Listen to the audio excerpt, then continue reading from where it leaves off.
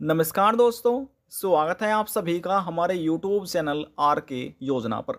देखिए, पेंशन से संबंधित ताज़ा अपडेट, लेटेस्ट न्यूज़ आप सभी दिव्यांग, विधवा, वृद्धावस्था और कुष्ठावस्था पेंशन धारकों के लिए एक बार फिर से लेकर हाजिर हो चुके हैं। जिन लाभार्थियों को 3,000 रुपये पेंशन राशि अभी तक नहीं मिली है, उनके बैंक खाते में ट्रांसफर नहीं की गई है। तो दोस्तों, सबसे पहले आपको एक कार्य करना होगा। यदि आप में कुछ इस प्रकार से ये कार्य आपने कर लिया, फिर आपको कुछ डॉक्यूमेंट आपको जमा करने होंगे। तो दोस्तों, पहले बात कर लेते हैं कि आपको कौन सा कार्य करना होगा आपको अपनी पेंशन प्राप्त करने के लिए। यदि आपकी अक्टूबर देखिए, यदि आपकी पेंशन आज से अक्टूबर, नवंबर, दिसंबर महीने की रुकी हुई है, या फिर इससे पहले महीने की 3 महीने की रुकी हुई है, या 1 महीने की रुकी हुई है, वे आप कैसे प्राप्त कर सकते हैं, इसकी जानकारी डिटेल वाइज में आपको मिलने वाली है। अब बात करते हैं कि आप पहला कार्य आपको क्या करना है। ये जानकारी हम आपको ऑनलाइन लाइव दिखाने वाले हैं, ऑनलाइन आपको समझाने वाले हैं। उसके बाद फिर आपको डॉक्यूमेंट बताए जाएंगे, दस्तावेज बताए जाएंगे कि कौन कौन से दस्तावेज आपको कहां पर जमा करना है, कैसे आप अपनी पेंशन को शुरू करा सकते हैं, अपडेट करा सकते हैं। वीडियो की शुरुआत करने से पहले हमारा आपसे निवेदन है, यदि आप हमारे चैनल पर पहली बार आए हैं तो चैनल को सब्सक्राइब कर लीजिएगा। साथ ही दोस्तों, बेल आइकन के बटन को प्रेस करना ना भूलें, ताकि जो हमारी वीडियो का नोटिफिकेशन है वह सबसे पहले आपको प्राप्त हो और आप सबसे पहले ही उसका लाभ उठा सके। चलिए दोस्तों, वीडियो की शुरुआत कर लेते हैं। देखिए दोस्तों, हम आपको डायरेक्ट ही एकीकृत सामाजिक पेंशन योजनाएं उत्तर प्रदेश सरकार द्वारा जो पोर्टल है उस पर लेकर आ चुके हैं। यहाँ पर आप देख सकते हैं, सामाजिक यानी कि समाज कल्याण विभाग वृद्धावस्था पेंशन हेतु आवेदक द्वारा भरा गया आवेदन फार्म। यानी कि यदि कोई पेंशन धारक अपना आवेदन करता है, एप्लीकेशन फार्म भरता है पेंशन बनवाने हेतु, तो इस प्रकार से ऑनलाइन फार्म भरा जाता है। देखिए, जब भरकर कंप्लीट बिल्कुल हो जाता है तो वह देखने को ऑनलाइन आपको इस प्रकार से नजर आएगा। देखिए, पेंशन धारकों को जब ऑनलाइन आवेदन करते हैं तो ये 4 स्टेप कंप्लीट करने होते हैं, पहला, दूसरा, तीसरा और चौथा। देखिए, किस किस द्वारा किए जाते हैं, यहाँ पर लिखा है लेवल 1 में ऑनलाइन अप्लाई डेट, यानी कि किस तारीख में आपने ऑनलाइन किया था ये अपना एप्लीकेशन। तो यहाँ पर लिखा है एप्लीकेशन फॉरवर्ड टू बीडीओ, यानी कि जो आपका एप्लीकेशन फॉर्म होता है वह फॉरवर्ड किया जाता है बीडीओ एसडीएम। किस तारीख में, यहाँ पर तारीख आपको नजर लिखी मिलेगी। उसके बाद लेवल 2 में देखिए लिखा है BDO BDO rural SDM urban, यानी कि यानी कि DWO। तो यहाँ पर लिख रहा है DWO application approved and forward to DWO, यानी कि पहले आपको जो एप्लीकेशन आपका फार्म है इसका पेंशन का, वह अप्रूव किया जाता है, फिर फॉरवर्ड किया जाता है DWO के पास। तो यहाँ पर किस तारीख में किया गया था, यहाँ आपको यहाँ पर तारीख नजर आएगी। लेवल 3 में देखिए, यहाँ पर लिखा है application approved reject by DWO। यदि किसी का रिजेक्ट किया जाता है या अप्रूव किया जाता है एप्लीकेशन फॉर्म, वह DWO द्वारा किया जाता है। अब यहाँ पर आप देखिए अप्रूवल प्रोसेस कंप्लीटेड, यानी का जो अप्रूवल है, इनको अप्रूवल मिल चुका था, कंप्लीट इनका ये यहाँ तक कार्य हो चुका था। फाइनली फ्रीज्ड बाय DWO, यानी कि जो फाइनली लॉक किया जाता है, फ्रीज किया जाता है। और आल्सो, यानी कि आल्सो अकाउंट इज रीवेरीफाइड, यानी कि यदि कोई पेंशन धारक का फार्म रीवेरीफाइड होता है तो वह भी यानी कि DWO द्वारा किया जाता है। किस तारीख में, यहाँ पर आप तारीख देख सकते हैं। अब देखिए लेवल 4 में लिखा है, यहाँ पर आप समझिए लिखा है रीवेरिफिकेशन, यानी कि किस तारीख में आपका रीवेरिफिकेशन हुआ था। तो देखिए, इन पेंशन धारकों ने जो अपना वेरिफिकेशन कराया था, पेंशन धारक ने, वह 11/7/2023 यानी कि 11 जुलाई 2022 में इन्होंने अपना रीवेरीफाइड कराया था। अब इस प्रकार से आपको यहाँ पर जानकारी मिल गई। अब देखिए, ये एक बड़ा कारण है पेंशन ना आने का। यहाँ पर लिखा है अकाउंट वैलिडेशन स्टेट, यानी कि status is accepted from PMS। तो आपका भी एक्सेप्ट होना चाहिए, ये बिल्कुल सही है। यदि आपका एक्सेप्ट नहीं है तो ये एक बड़ा कारण है पेंशन ना आने का। इतना यहाँ पर आपने देख लिया, समझ लिया। अब यहाँ पर हम स्क्रॉल डाउन करते हैं। देखिए, यहाँ पर हमने स्क्रॉल डाउन किया। अब इस स्क्रॉल डाउन होने के बाद यहाँ पर आपको लिखा मिलेगा प्रथम श्रमिक, यानी कि प्रथम त्रैमासिक, यानी कि ये लिखा है कि 3 महीने की किस्त। पहला कॉलम है 3 महीने की, फिर है दूसरा 3 महीने की, फिर है 3 महीने की, फिर 3 महीने की, यानी कि 3-3 महीने में उत्तर प्रदेश में पेंशन राशि दी जाती है। तो 3 महीने की हो जाती है 3,000 रुपये, फिर 3 महीने की 3,000 रुपये, फिर 3 महीने की 3,000 रुपये, फिर 3 महीने की 3,000 रुपये।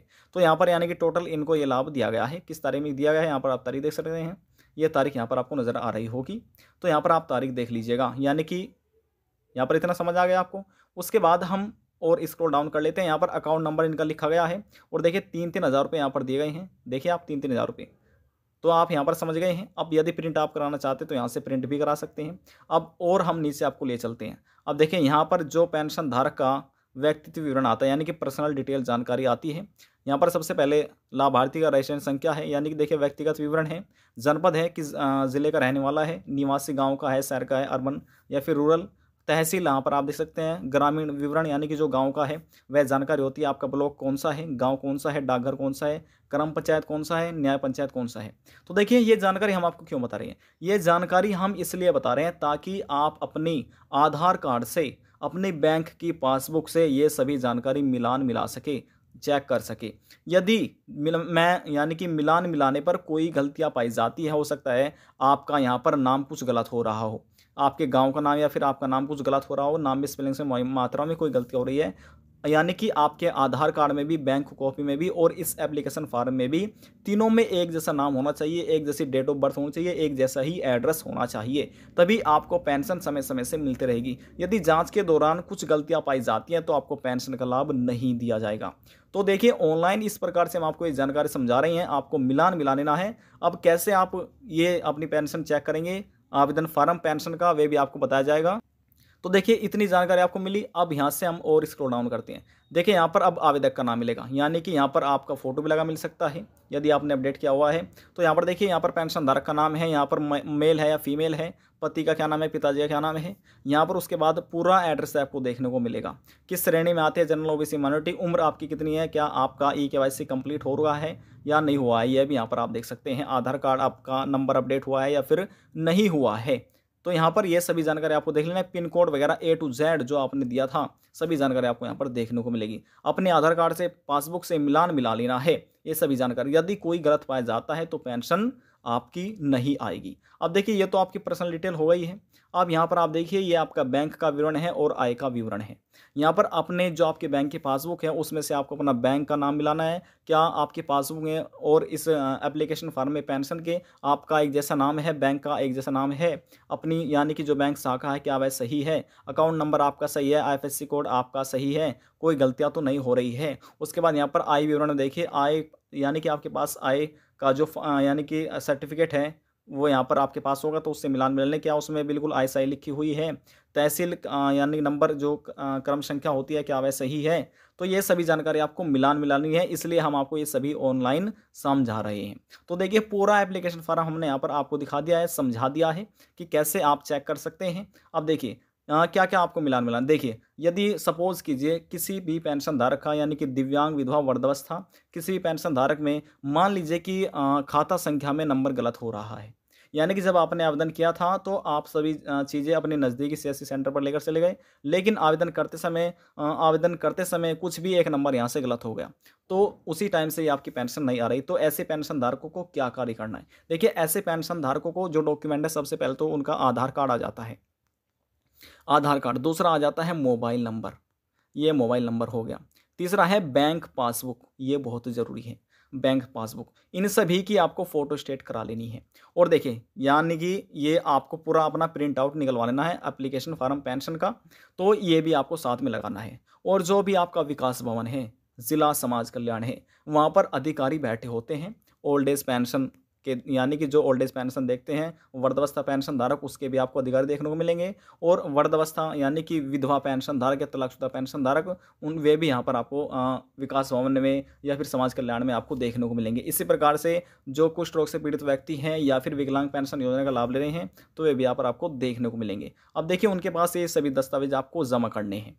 ये जमा करने के बाद आपको टाइम बता दिया जाएगा कि कब तक आपकी पेंशन बिल्कुल ठीक हो जाएगी और क्या कार्य यहाँ पर आपको करने हैं और क्या नहीं करने। यानी कि यदि आपने ई-केवाईसी एक बार कर लिया तो आपको दोबारा कराने की आवश्यकता नहीं है। तो ऐसे ऐसे कार्य आपको यहाँ पर देखने को बताए जाएंगे, तो आपको ये कार्य सभी पूरे कर लेने हैं। जैसे ये सभी कार्य आपके पूरे हो जाते हैं तो जो आपकी पेंशन है रुकी हुई, तो वह भी आपको एक साथ दे दी जाएगी। यदि मान लीजिए आपकी 6 महीने की पेंशन रुकी है, यानी कि अक्टूबर नवंबर महीने की आपकी पेंशन नहीं है, अक्टूबर नवंबर दिसंबर महीने की आपकी पेंशन नहीं आई है, तो उसके बाद यदि उससे पहले आपकी पेंशन रुकी है 3 महीने की, तो यहाँ पर सीधे 6 महीने हो जाते हैं और 6 महीने के हो जाते हैं सीधे 6,000 रुपये।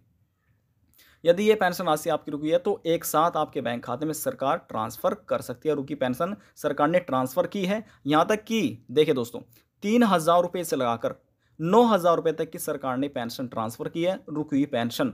जी हाँ दोस्तों, यदि आपको विश्वास नहीं आ रहा तो आप हमारी जो पिछली वीडियो है वह आप चेकआउट कर सकते हैं, दे सकते हैं। हमने बाकायदा ऑनलाइन प्रूफ के साथ बताया है कि 9,000 रुपये सरकार पेंशन भी ट्रांसफ़र कर रही है, 6,000 भी दे रही है और 9,000 भी दे रही है, 3,000 रुपये पेंशन राशि सरकार दे रही है, लाभार्थी बैंक खाते में पेंशन राशि ट्रांसफर कर रही है। देखिए दोस्तों, इतना आपको समझ आ चुका है। अब आपको बता दें कि आप इस पोर्टल पे आप कैसे आ सकते हैं। देखिए, हमने यहाँ पर क्रोम ब्राउज़र ओपन कर लिया। ओपन करने के बाद यहाँ पर लिखना है आपको यूपी पेंशन लिखकर आपको सर्च करना है। यूपी पेंशन हमने लिखा, उसके बाद लिखना है आपको public, PUBLIC, public landing, LANDING, इतना लिखकर आपको सर्च करना है। देखिए, ये हमने सर्च कर दिया। सर्च होने के बाद यहाँ पर आपको इस प्रकार से लिखा मिलेगा sspup.gov.in पेंशन स्कीम यूपी। तो यहाँ पर आपको क्लिक करना है। अब हमारे सामने ओपन हो चुका है इस प्रकार से पेज। यहाँ पर आप पढ़ रहे हैं एकीकृत सामाजिक पेंशन पोर्टल योजनाएं। तो यहाँ से आपको चुनाव करना है किसका, जिस भी आप पेंशन का लाभ ले रहे हैं। देखिए, हमने चुनाव किया, यहाँ पर वृद्धावस्था पेंशन लिखा हुआ है। देखिए, यहाँ पर आपको लिखा मिलेगा वृद्धावस्था पेंशन, यानी कि जो 60 साल पेंशन योजना का लाभ ले रहे हैं उसका। उसके बाद यहाँ पर देखिए निराश्रित महिला, यानी कि विधवा और तलाकशुदा महिला इस कॉलम में, यानी कि यहाँ से चेक कर सकती हैं। और विकलांग या कुष्ठवस्था पेंशन योजना धारक भी यहाँ से अपनी पेंशन देख सकते हैं। मान लीजिए हम किसी एक पर क्लिक कर लेते हैं। देखिए, हमने क्लिक किया वृद्धावस्था पर। उसके बाद हम यहाँ पर जनपद का चुनाव करते हैं। आप जिस भी ज़िले में रहते हैं, उत्तर प्रदेश के जिस भी ज़िले में है, आगरा, हरदोई, जनकपुर, कासगंज, कुशीनगर, महाराजगंज, जिसमें भी आप रहते हैं, आपको उसका चुनाव कर लेना है। उसके बाद यहाँ पर जो आपकी पेंशन नंबर है, रजिस्ट्रेशन नंबर है आपकी पेंशन का, आवेदन करते समय वहाँ से एक आपको स्लिप मिली होगी। तो वहाँ से आपको उसमें पेंशन नंबर होता है, तो वहाँ पर इस कॉलम में आपको वह नंबर डालना है। ये कैप्चा कोड आपको डालना है और सर्च कर देना है। इतना कार्य आपको करना है। और जैसे हमारे सामने अगला पेज ओपन हुआ था, इस प्रकार से आपके सामने भी ओपन हो जाएगा। फिर आप चेक कर सकते हैं कि क्या गलतियां हो रही है और क्या गलतियां यहाँ से आपको संशोधन करा लेनी है। देखिए, तरीका हमने सभी चीज़ आपको समझा दी है, बता दिया है। यदि आपको हमारी दी हुई जानकारी पसंद आई तो वीडियो को जरूर लाइक कर दीजिएगा। आपके एक लाइक से हमें बहुत ज़्यादा मोटिवेट मिलता है। और यदि जानकारी को लेकर आपके मन में कोई सवाल है, डाउट है, पूछना चाहते हैं, नीचे कमेंट बॉक्स में जाकर पूछ सकते हैं। सभी सवालों का जवाब आपको दे दिया जाएगा। लास्ट में निवेदन यही करेंगे, चैनल को सब्सक्राइब और साथ ही बेल आइकन के बटन को प्रेस करना ना भूलें। अब हम आपसे मिलते हैं नेक्स्ट वीडियो में एक और नई जानकारी के साथ। जब तक के लिए जय हिंद, जय भारत।